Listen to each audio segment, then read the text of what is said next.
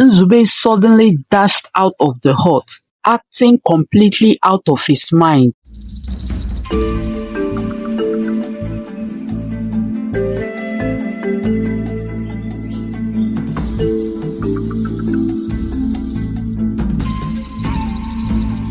Okoro was shocked and confused. He wondered why Nzube was laughing and why there was so much noise coming from the kitchen. He went to check what was happening and saw the kitchen in chaos with pots, spoons and plates scattered everywhere. Meanwhile, Amara and some villagers brought Ada into the hut and laid her down on a mat. Ada was weak and couldn't speak or walk. Everyone stood in shock as they heard more noise coming from the kitchen. On hearing Nzube's laughter, Amara's mind raced with fear. She quickly rushed to the kitchen and stood frozen. She saw the food she had left for Okoro on the ground. Could it be the love potion? Has it affected both Nzube and Ada? She wondered. Before anyone could say another word, Nzube suddenly dashed out of the hut, acting completely out of his mind. Amara and Okoro exchanged fearful glances. Okoro, filled with worry and confusion, chased after Nzube but couldn't catch him. Nzube ran wildly through the village. The villagers then gathered and started murmuring in concern and fear. Back in the hut, Amara was worried. She knelt beside Ada, who lay weak on the mat. The villagers who had helped carry Ada now stood around, unsure of what to do. Amara's mind was filled with guilt and panic. She went to the kitchen and glanced at the scattered food in the kitchen, and then at Ada, wondering if the love potion had somehow caused all this. Okoro returned, breathless and worried. Nzube, he's gone mad, he said, his voice shaking. He then glanced at Ada, who was lying on the mat. What happened to her? He asked in shock.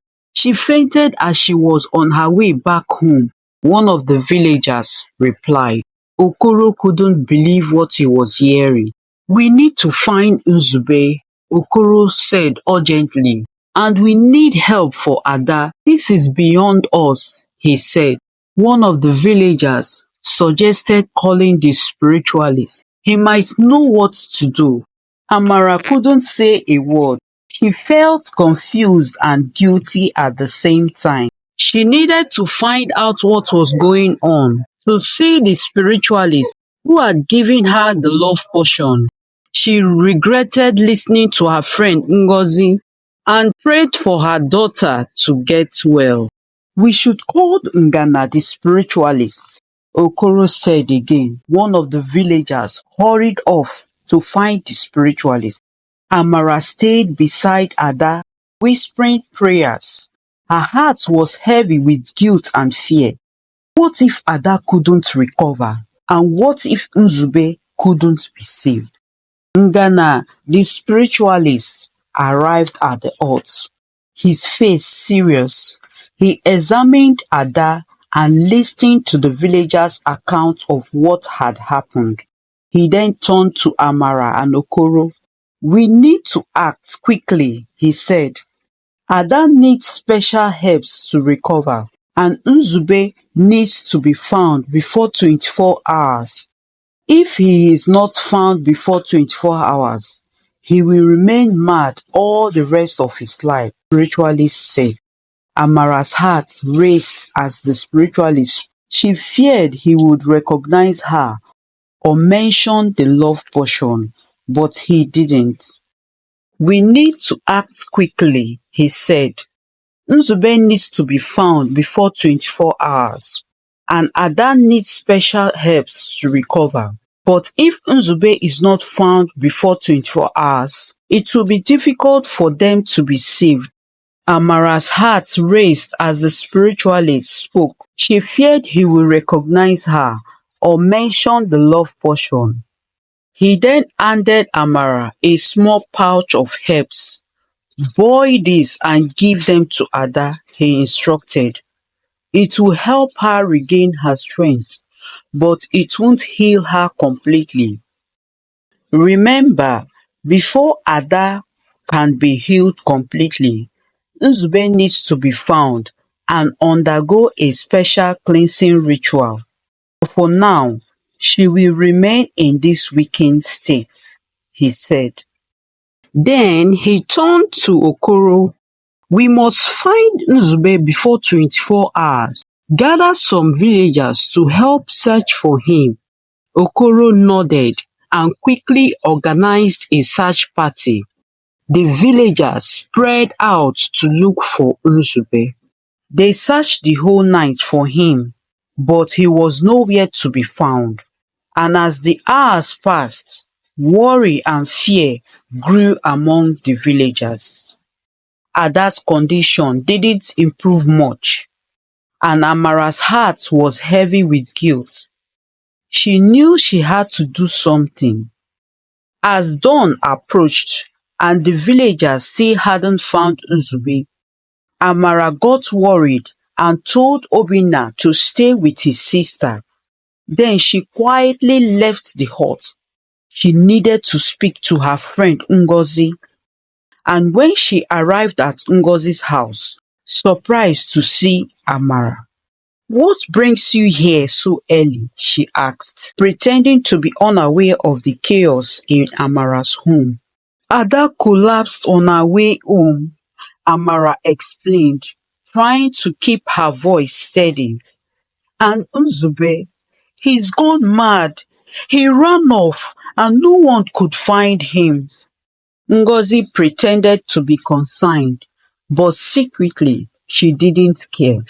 She acted worried and said, "Oh no, that's terrible. I wish I could help, but I'm very busy today. Maybe you should visit the spiritualist alone and fill me in on all what he says later." Amara was surprised by Ngozi's lack of support but didn't argue.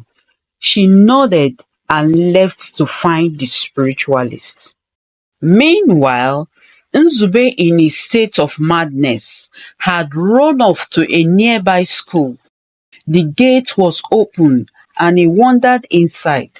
Exhausted and confused, he entered one of the empty classrooms and fell asleep on the floor. This was why the villagers couldn't find him during their search. When Amara arrived at the spiritualist's hut, he seemed calm and serious. "Have the villagers found Nzube?" he asked. "No, we've searched everywhere. I don't know what to do. Please help me," she cried. Ngana looked at Amara with a calm gaze. "Tell me exactly what you did with the love potion," he asked. Amara took a deep breath. "I locked the doors and poured the love potion into the food I had prepared for my husband," she began.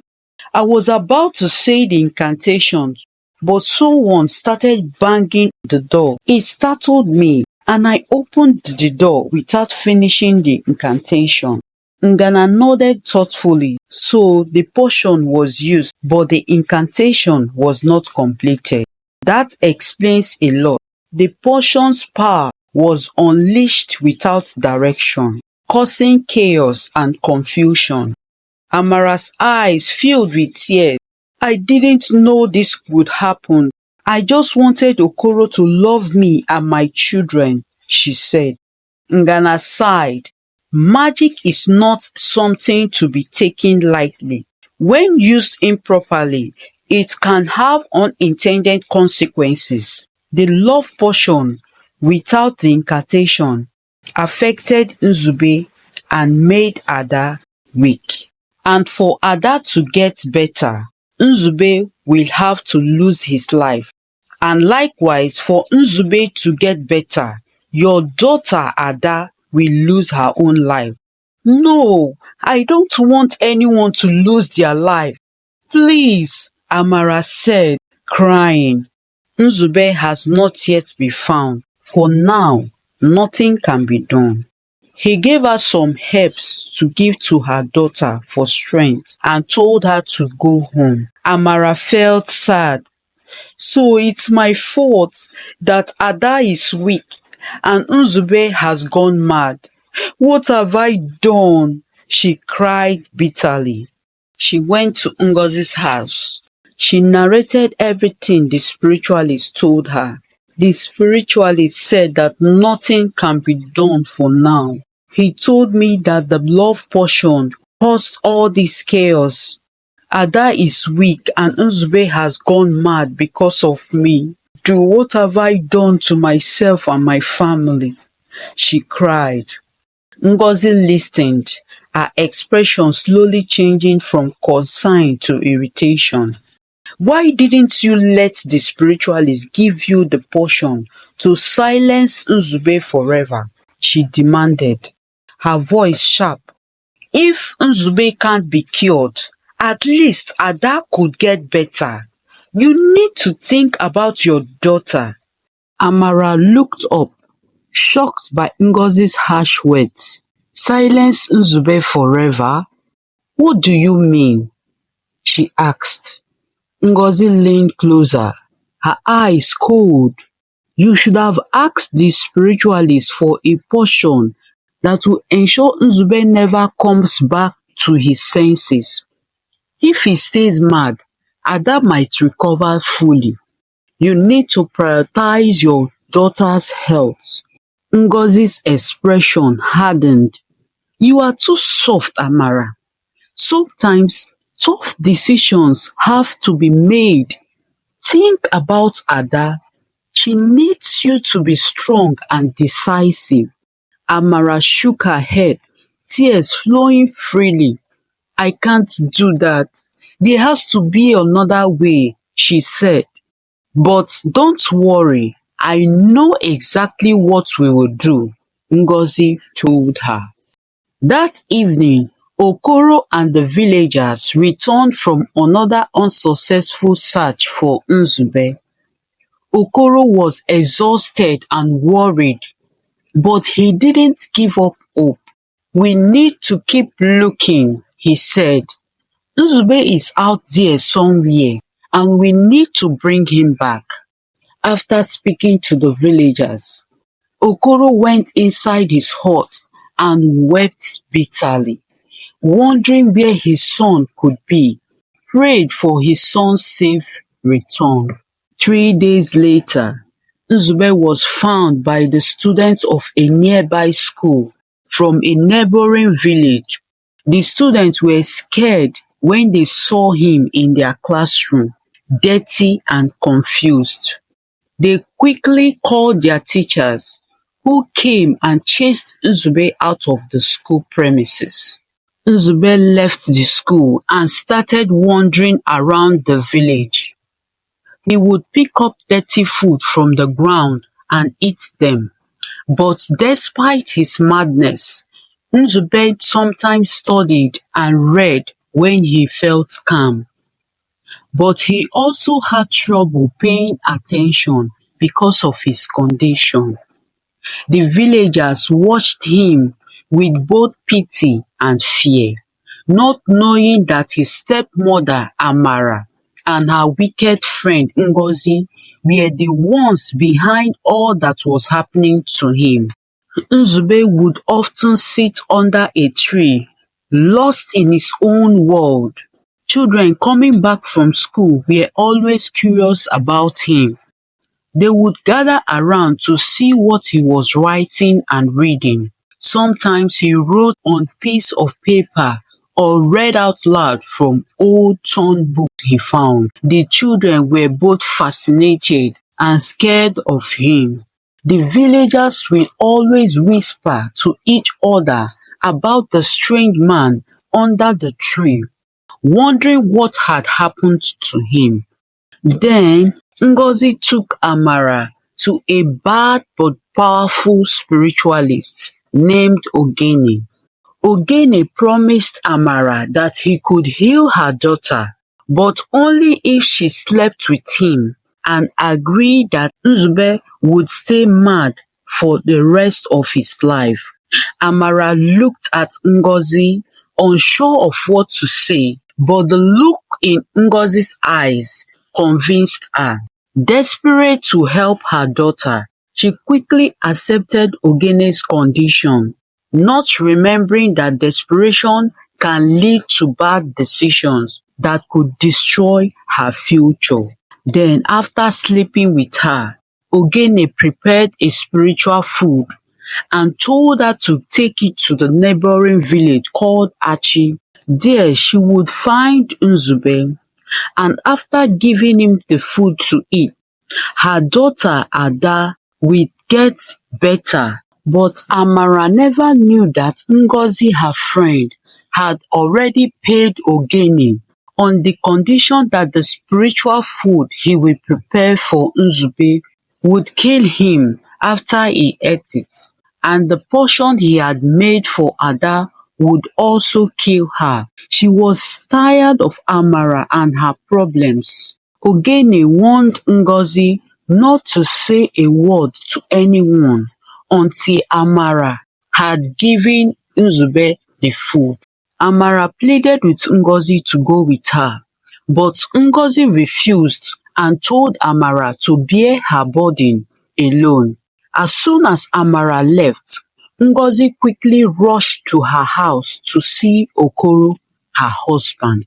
When Amara arrived at Achi village that afternoon, she noticed Nzube sitting under a tree with some villagers standing close to him. She stood aside, waiting for the people to leave so she could give him the spiritual food. Suddenly, Nzube looked up and saw Amara. He started laughing. He began telling one of the women, loud enough for Amara to hear. "Look at this woman," he said. "She is a good person, but her friend deceived her. Now her life is a total mess. Tell her to throw away that food." Amara was shocked and started crying. Meanwhile, Ngozi forgot what Ogene, the bad spiritualist, had told her and Amara. Not to say a word to anyone and not to respond to greetings until Nzube had eaten the food. When she got to Okoro's house, she saw him with some villagers. She started narrating to them how Amara had slept with Ogene, the bad spiritualist, who gave her a special food meant to harm Nzube, and that she was behind all the trouble that they were all going through. But Ngozi forgot that Ogene had told her to stay silent and to go straight.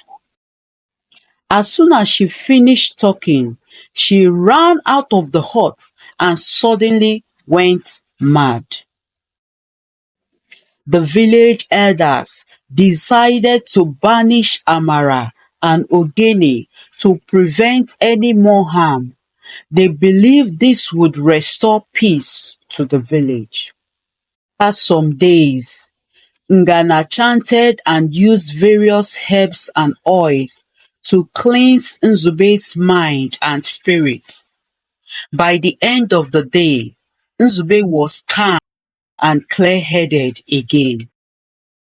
Ngana told Okoro that Nzube was a special child with a great destiny. He explained that this was why the harmful magic couldn't permanently affect him. Ada also regained her strength completely. This story teaches us to be careful with our choices and to avoid using harmful means to achieve our desires.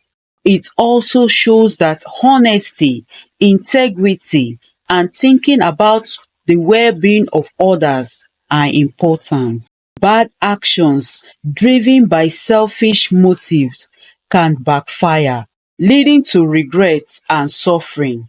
The story also highlights the importance of forgiveness and seeking help from good and trustworthy people when we are in trouble.